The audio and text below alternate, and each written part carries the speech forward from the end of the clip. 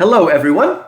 In this two-part lecture, I am going to talk about the biography of C.S. Lewis and look at some of the events in his life that not only led him to become a Christian and a Christian apologist, but more specifically, what led him to become the great author of the beloved Chronicles of Narnia. So in this first lecture, we'll look at everything up until his conversion to Christianity, and then in the second lecture, we'll look at his life afterwards, which of course includes the writing of the Chronicles of Narnia.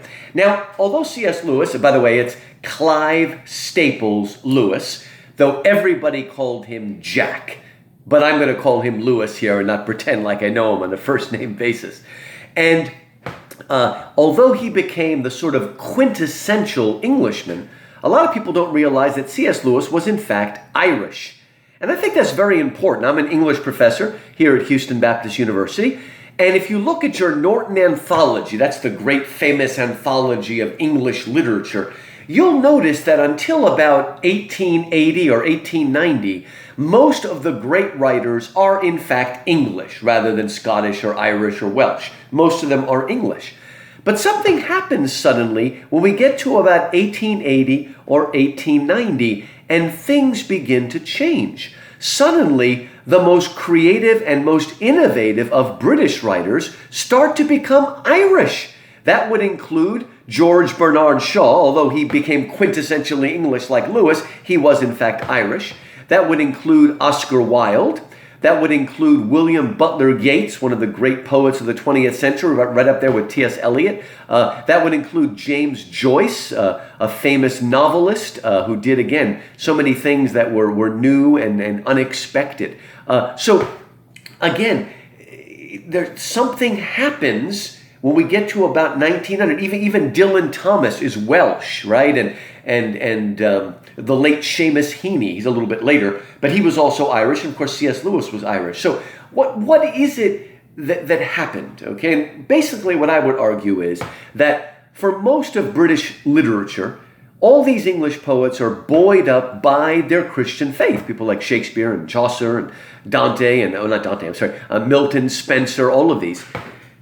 But then in the 19th century, that faith starts to fade, but throughout the Victorian age, people like Tennyson and whatnot, you've got this incredible thing called the Victorian spirit of progress that makes everybody believe they're part of something. We're going to build utopia. It's all great. And so they're sort of buoyed up by that. But as we get to the end of the century, the 1890s, a lot of that utopian dream starts to fizzle out. And of course, it's killed by World War I. But England as a whole finds themselves unable to go back to the real roots of Christianity. Now, Ireland, on the other hand, is a more enchanted land, a land of storytellers, a land of natural poets. I think it was Thomas Cahill that said Ireland is a Mediterranean island that got lost and found itself up in the United Kingdom. There's just something different, something ethnic with their stories and also with their Catholicism. Now, that's not to say a lot of the Catholic writers were actually real believers, but Catholicism has a kind of magic and sacramentalism and liturgical structure that gives it more magic than Protestantism. Now, if it's believing Protestantism, that's great. But when you've got cultural Protestantism and cultural Catholicism, at least in Ireland, you have a sense of joy and wonder and magic and mystery. And although Lewis was Anglican and grew up in an Anglican home, his father was Welsh, by the way, again, he grew up in a land with magic around him. I really think it nurtured him because the C.S. Lewis who created the Chronicles of Narnia was a man who could perfectly fuse together reason and imagination to create a land that is so detailed and yet at the same time is filled with imaginative leaps that we would never expect. Now, Lewis had one parent who was very imaginative and very emotional, and another parent who was much more logical and rational. And you might think I was going to say it was his father that was the rational one, but in his family, his mother, who was one of the first women in the whole area to get what we would call a master's in mathematics, was the more logical and rational one, whereas his father, the Welshman, was more emotional, sometimes too much so. Now, throughout his childhood, Lewis really favored his mother, But it's as if God, who wanted this man to write the Chronicles of Narnia, wanted to keep alive the imaginative side, the passionate, the emotional side. Because again, he gravitated towards playing it safe and being like his mom. And there were certain things that kept alive that spirit of wonder. In addition to just his love of fairy tales, he had, yes, an Irish nanny named Lizzie Endicott, who filled his mind with stories and whatnot. In addition, even though he was born in Belfast, a city, early on they moved out to the sort of suburb/countryside and bought this wonderful big old drafty house called Little Lee. And it's the kind of house that's difficult for parents because you can't heat it. It's so big. But the kids loved it because it was a wonderland with long corridors that they could run along. And I'm not making it up. In one of the upper rooms there was, yes, an old wardrobe. And Lewis and his brother Warnie, who was a few years older, would sit in that wardrobe and create, basically wonderlands, a place called Boxen with dressed animals and all these wonderful things. Now, in his autobiography called Surprised by Joy, Lewis helps us to understand in one sentence what it was like to grow up in Little Lee in that big, drafty house and the impact it had upon him.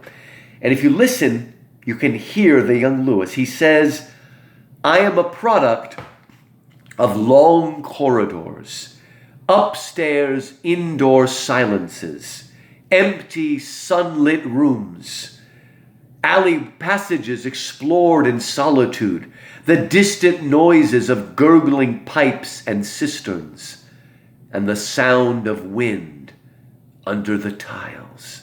If you can let that reverberate, you'll understand the magical childhood Lewis had. His parents were big readers and they left books all over, and Lewis and his brother were allowed to read anything they wanted, and they feasted on these things.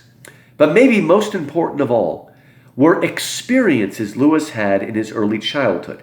I told you that his spiritual autobiography was called Surprised by Joy. Some of you know that he married a wife named Joy, but that's not why he called it Surprised by Joy. That's another one of God's little jokes there. Throughout his childhood, he would have these moments, these experiences that swept him away. For instance, when he was a very young lad, he had toothache. And in order to cheer him up, his brother Warnie took the top of a biscuit tin, he turned it upside down, he filled it with little bits of moss and grass and twigs, and he created a little toy garden. And he brought it to little Jack Lewis. And Lewis said when he saw Warnie's toy garden, suddenly he was swept away to moist green places. To the end of his life, he said, his image of heaven was always influenced, just a little bit, by Warnie's toy garden.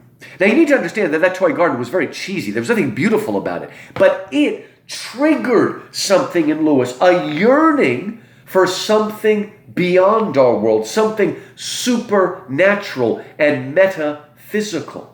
A little bit later, he was reading a book by Beatrix Potter, the author of Peter Rabbit. Peter Rabbit. She also wrote a short story called Squirrel Nutkin. And while Lewis was reading the story and probably looking at this picture, he says he was troubled by the idea of autumn. Imagine suddenly as a young boy, like being brought inside one of the seasons, somehow understanding the cycles, and yet at the same time being drawn beyond them, transcending them. A little bit later, he walked into a room and he saw a book of poetry open, and he read these words: "I heard a voice that cried, Balder the Beautiful is dead, is dead." Now, at this time, Lewis didn't really know much about Balder. He didn't know much about Norse mythology. But when he read those words, he said he was swept away to cold northern places. And he came to call that feeling Northerness, and it led to his love of Wagner's Ring Cycle, of Norse mythology, and anything Norse, basically. In fact, one of his longest friends was a young man named Arthur Greaves. He was an invalid, and his parents told Lewis, "Why don't you go talk to the poor boy?" And he didn't really want to do it, but he walked in there, and as he walked in, he saw a book of Norse mythology open in his room. And he looked at the book, and he looked at Arthur, and Arthur looked at the book, and looked at C.S. Lewis as if to say, "You like that too?" And that was the beginning of a friendship that lasted their whole lives. It led to a correspondence that tells us a lot about the young C.S. Lewis and his coming to faith and his long struggle. So from Lewis's point of view, he really had an enchanted childhood filled with a richness of imagination. But then, when Lewis was 9 years old, almost his 10th birthday, his mother died of cancer. And Lewis's world was turned upside down. In Surprised by Joy, he describes it like the sinking of Atlantis. It was gone, and all there was sea. And in The Magician's Nephew, C.S. Lewis actually makes reference to Atlantis, and he replays the death of his mother because the protagonist has a mother who was dying of cancer. And so I think Magician's Nephew is probably the most personal of the 7 Chronicles of Narnia. And again, that just really destroyed Lewis, but what made it worse is that his father, unable to deal with the emotional aspect of it, sent Lewis and his brother Warnie away to those terrible British boarding schools you hear of. Now, Lewis did want to get to Oxford, and he probably knew he needed to have some good training, but this was not the time to send the poor, sensitive Lewis out to an all-boys British boarding school, especially since Lewis was not good at sports. He had very wobbly hands, sort of, and broke things. And it was terrible for Lewis. He had to deal with, basically they called it the fagging system, which has nothing to do with the word homosexual. Fagging system means that the older boys would put the younger boys through hell, treating them almost like slaves. It's sort of like Hell Week in an American fraternity, but lasting the whole year. And Lewis hated that, but it did lead to one good thing. It did help give him strong friendship, and it helped him to look to friendship as a very important port to give you some kind of safety in a terrible world. It turned him more and more towards books, but unfortunately, it turned him more and more away from his young faith. He'd been confirmed in the Anglican Church, the Church of England. But more and more, he was moved away from this. He begged his father to take him away from these schools that he hated, but his father just didn't seem to get it. And so again, Lewis did suffer, but he learned to have a richer interior life because of it. Finally, when Lewis was a teenager, his father finally relented, took him out of the school, and sent him to a private tutor in Surrey, England. His name was William Kirkpatrick, but his nickname was the Great Knock, because he was a super logical person, very much an atheist, an empirist, as somebody who says, if I can't see it, smell it, taste it, touch it, or hear it, it doesn't exist. He was sort of like a David Hume kind of character. And he took Lewis under his wing. Now, Lewis was nervous to meet this man who had actually been his father's tutor many years before, and he wanted to make a good impression on him. Now, Lewis believed that all adults liked small talk, but Lewis himself hated small talk. But he thought, if I'm going to impress this guy, I've got to talk like an adult.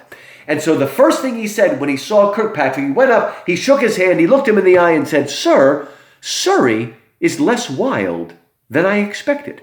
Now, he expected that Kirkpatrick would answer back with some small talk and maybe talk about a cricket match or a rugby match. But Kirkpatrick hated small talk even more than Lewis. He shot back and said, "On what did you base your assumption that Surrey would be wild?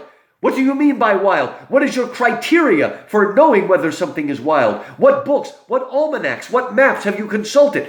And he kept questioning him and questioning till Lewis realized he had no idea what he was talking about. Now, most children, much less most adults, would have just curled up into a little ball and given up. But Lewis said to him, it was red beef and strong beer. And for the next 2 years, from roughly 16 to 18 years old, Kirkpatrick honed and sharpened his mind to a razor-sharp precision. He taught him to investigate every single foundation, every single logical step. And again, he cleared his mind. Unfortunately, it also made Lewis a little bit more of a skeptic and an atheist. And by then, he had pretty much given up faith and had become an atheist. But God was always there, not only trying to keep Lewis's soul alive to faith, but trying to keep his heart alive to imagination. One day while Lewis was going back home, first he would take the train to the coast and then a boat, of course, to Ireland. And whenever he got on the train, he would always stop at a bookstall and just randomly buy a cheap paperback to read, because of course he was a big reader, loved to read on the train. Well, this time, destiny took a hand. And the book he picked up was a book by George MacDonald called Fantastes. It is a fantasy more for adults than for little children. And it is the craziest fantasy you've ever... It almost has no plot. This man, through an old desk, one of those old roll-top desks, meets a fairy and goes through the desk into a fantasy land. Has all sorts of wild adventures. He's almost killed by this evil ash tree, but then he's saved by a lovely beech tree. He has all these things. He goes through doors of time and eternity. He even sort of dies and becomes a spirit body and then comes back. All sorts of crazy things happen. Now, George MacDonald was very much a Christian writer from the late 19th century, Victorian writer. But Lewis didn't know that much about MacDonald, and he didn't see the Christianity per se in the novel Fantastes, but he encountered in it a kind of magic and wonder and imagination that he'd almost given up on. In fact, he experienced what he would later call holiness. A world, he liked to use the word numinous. That's that thing that gives you goose flesh, that makes you feel like you're in the presence of something great and something otherworldly. And that's what happened. Later on, Lewis said when he read Fantastes, he didn't know it yet, but his imagination had been baptized. The rest of him would naturally take a little bit longer, he would say. But again, even at the moment when he was becoming Mr. Spock, from Star Wars, the purely logical, rational person, something was there to keep him open to faith. Now, the reason he went to the private tutor was to try to get into Oxford, which was his goal, right? And Kirkpatrick taught him Greek and Latin and all sorts of things, particularly languages, logic, all of that stuff to get him ready for the exam. But the ironic thing is, even though Lewis was a brilliant student, he probably never would have gotten into Oxford proper because he was terrible at math. Despite his mother's math genius, he was terrible at math and never would have gotten through those studies. But World War I came along. Now, Lewis could have gotten out of World War I by going back to Ireland, but he felt that it was his duty. He wasn't a manly man in the sense of, being a soldier or something, but he felt he needed to be part of that. And so he was in World War I, very much an atheist. In fact, he later said that during my fighting in World War I never stooped so low as to pray. Wow. He was going to prove that there are atheists in foxholes. And again, the horror of it certainly affected him. It's one of those things he didn't talk about much afterwards. Most people in World War I didn't talk about it. Lewis, though, survived because he was wounded by what we call friendly fire, and that got him out. In other words, he might very well have been killed, as so many people from his generation. And he came back and he recuperated. Now, when he was in the army, he made friends with a guy named Paddy Moore, another Irishman, and they become super friends, and they made a pact that if one of them died, the one who lived would take care of the other person's parent. And so when Paddy died, Lewis ended up taking care of his mother, Mrs. Moore. And she could be a real hard person to get along with, but she became a mother figure for C.S. Lewis. Some people think there was a sexual relation. People still debate that. There certainly wasn't after Lewis became a believer. He was an atheist at this point. But Mrs. Moore gave him sort of a little more of a sense of domesticity.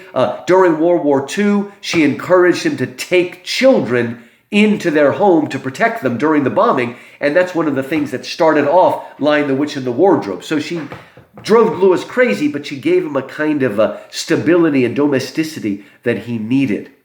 Now, he went to Oxford and he was one of their star students. To speak in American lingo, he triple majored. He knew all of the literature and languages from the ancient Greeks and Romans through Beowulf up to Chaucer's Canterbury Tales, very linguistic based. He probably knew about 8 languages, Lewis, and had a photographic memory. Then the second thing he did was literature, more like poetry and whatnot, from Chaucer to the 19th century. And then he studied philosophy quite fully. And Lewis got we would say high honors in all 3. They called it firsts. One of the few people to get first in all 3 things. So he was an excellent student. While he was a student, and even while he was a young tutor at Oxford, though, he was still very much an atheist, had given up on faith. So what was it that slowly brought him to faith? Well, first of all, Lewis discovered something very distressing. He began to notice that all the writers that he most loved, that he thought were the fullest people, that he thought had a sense of goodness, truth, and beauty that was contagious. People like Dante, people like Milton, John Donne, George Herbert, Spencer, Sidney, Samuel Johnson, all of the G.K. Chesterton, they all had something in common that annoyed him. They were Christians. He loved everything about them except their faith. What was going on?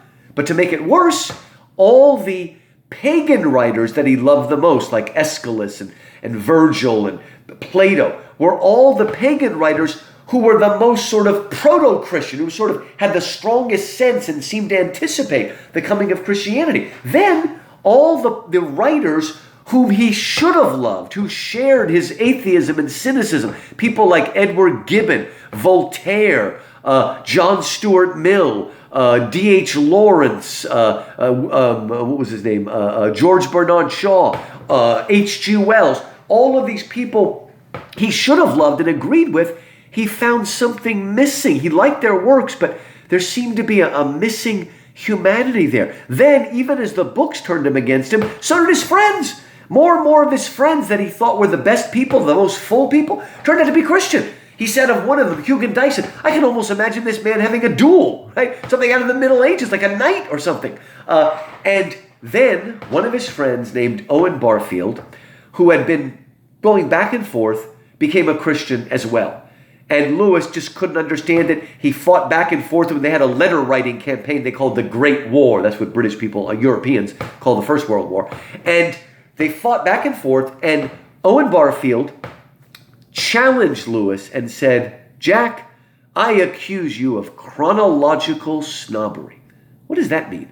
Chronological snobbery is the belief that if something is old, it must be less intelligent, less evolved. It must be a little bit unenlightened, maybe superstitious. This idea that newer is definitely better, and that if people no longer believe in something like miracles, it must have been disproven. Even though Lewis had a natural love for the Middle Ages, he was moving farther and farther away from it, closer to the Enlightenment. And Barfield said, read it again, Jack. And he started to read it, and he started to realize, oh my gosh, all the wonder in people like Aquinas and Dante. Our modern world hadn't created people like that. He also started to realize something else, that the big change in Europe didn't happen in the Renaissance. The greatest Renaissance people shared a great deal in common with the great medievals and the great classical writers too. The real change was in the Enlightenment. That's when things started to change. And Lewis slowly ended up becoming a defender of the Middle Ages. It wasn't backward and unenlightened and cruel, as everybody says. They had their problems like we have ours. And one of the reasons people like Narnia, but maybe don't realize it, is Narnia is a medieval place filled with hierarchy, wonder, beauty, a good kind of obedience, a good kind of courage and chastity and things like that. And Lewis learned something that may sound not important, but it was very important. He's helped a lot of people even today to understand that this belief that the medievals thought the earth was flat is a bit of Enlightenment propaganda. It simply isn't true. It is objectively untrue. All the greatest classical and medieval writers and thinkers, from Plato and Aristotle and Ptolemy and Euclid, all the way up to Augustine, to Aquinas, to Dante, to Boethius, they all knew the earth was round. In fact, about 200 BC, Eratosthenes, the second chief librarian of the Library of Alexandria, accurately came up with the circumference of the globe and was only about 100 miles off. And yet, we're taught again and again that they thought. Now, the common people just didn't think about it, right? There are some people today, apparently, who believe the earth is flat. But why do we keep spreading that rumor? Well, you all learned it because you learned the lie that Christopher Columbus insisted the world was round and everybody else said the world was flat and laughed at him. That, again, is not true. It's a bit of Enlightenment propaganda. Everybody knew the earth was round. Columbus was the one who was wrong. He thought the earth was half the circumference it is. If he had been right, and they told him you're wrong, read Eratosthenes, right? Listen to Marcos's lecture. He continued, and that's why he got to the New World and thought it was India. And to the end of his life, he thought he went to India. And he's given us that confusion of what do you mean by India? Indians are Indians, Native Americans, all of that stuff. Now, that may seem like just a bit of trivia, but it's not. Because a lot of people, even today, I hear atheists dismiss the entire Middle Ages because those dark, foolish people thought the earth was flat. They didn't. Also, by the way, just because they put the earth at the center doesn't mean they thought the earth was the most important place. The center is the place you don't want to be. If you read your Dante, you'll find out the center is the darkest, heaviest, smelliest, coldest place in the universe. So, again, Lewis, when he became a Christian, started to defend the Middle Ages, but he also incarnated it in books like the Chronicles of Narnia, brought it alive, helped us to see and feel what it was like to live in a medieval world when the universe wasn't just our house, it was our home. We lived in a meaningful, purposeful universe created by a loving creator who also created us. So Owen Barfield helped bring Lewis not to Christianity yet, but to theism. Finally, he surrendered and admitted that God was God. He didn't do it with joy. He was, by his own admission, the most reluctant convert in England. He wanted anyway to escape. He didn't want it to be true. He just wanted to be left alone. But the evidence pointed more and more towards God. But he wasn't ready to be a Christian. Why is that? Well, the reason he wasn't ready to be a Christian was because Lewis, like myself, was an English professor, and also, like myself, was a great lover of mythology. And he had read a book called The Golden Bough by Sir James Frazer. And he was not a believer. He was in the Victorian age, so he kind of went over that. A little bit like Joseph Campbell was in the 20th century. And he studied all the ancient people groups, and he looked for connections, right? So things that he saw that cut across different cultures and different tribal people. And he discovered that most of the ancient tribes had some version of what he came to call the Corn King. Sometimes he called it the Corn God. Today we call it the Corn King. And he found in all different cultures spread across the world, there was this understanding that people were guilty of taboo sin, that there was some kind of uncleanness in the community, a ritual uncleanness, and there was a need for divine aid. And so there would be this demigod, this character who sort of came down from the gods and lived, often dying some kind of violent death, but then he would return. Sort of seasonally, he would die and be reborn. Now, this character, if you're Egyptian, you call him Osiris. If you are Norse, you call him Balder. If you are Babylonian, you call him Tammuz. If you are Greek, you call him Adonis or Bacchus. If you're Persian, you call him Mithras. It's all over the place. And basically, like Frazer, Lewis came to believe, well, Jesus is obviously just the Corn King of the Jews. What does it mean anything to me? This obscure Jewish rabbi dying 2,000 years ago. And he couldn't get over that. He couldn't leap over that. And then one day, he was good friends with a man named J.R.R. Tolkien, the author of The Lord of the Rings, who was a very committed Catholic, strong believer. And one day they were taking a walk. Lewis was now 32 years old. And while they were taking a walk, they discussed this matter about the Corn King. And Tolkien said something that changed Lewis's life forever. He said, Jack, did you ever wonder, maybe the reason that Jesus sounds like a myth is because he's the myth that came true. You know, if all people have this yearning for this character, right, to come, then maybe the Creator who created all of us put that desire in us. And if we all have that desire, and that desire is reflected in our legends, in our mythology, in our stories, then doesn't it make sense that when God comes into human history and affects our salvation, doesn't it make sense he'll do it in a way that speaks not only to the Jews, but to the pagan people? You see, Jesus not only fulfilled the Old Testament law and prophets, Lewis came to understand, he fulfilled the highest yearnings of the pagans. Yes, the story of Christmas and Good Friday and Easter is mythic in the sense that it tells a story that changes the world and explains things. But what's different between the myth of Christmas and Easter and the myth of Balder is that the Jesus story actually happened in real time and real space under Pontius Pilate. But I want you to understand what brought Lewis, the future author of Chronicles of Narnia, to faith was not just reasoning himself in there, but it appealed to his imagination that there was truth to be found in fairy tales and legends, even ones written by pagan people who not only lived before Christ, but had no knowledge of the Old Testament. So within about a week, Lewis came to believe that Jesus was the Son of God. But what's wonderful is, while believing now that Jesus was the historical Son of God who was born in the incarnation, God became man, who died and was resurrected again, that was true and historical, but it was still mythic in the sense that it could appeal to his imagination as well as his reason. Remember, this is the future author of the Chronicle of Narnia. This is the author who in Prince Caspian brings one of these corn kings, Bacchus, into his story to help Aslan, the Christ figure of Narnia, to basically save Narnia from her oppressors.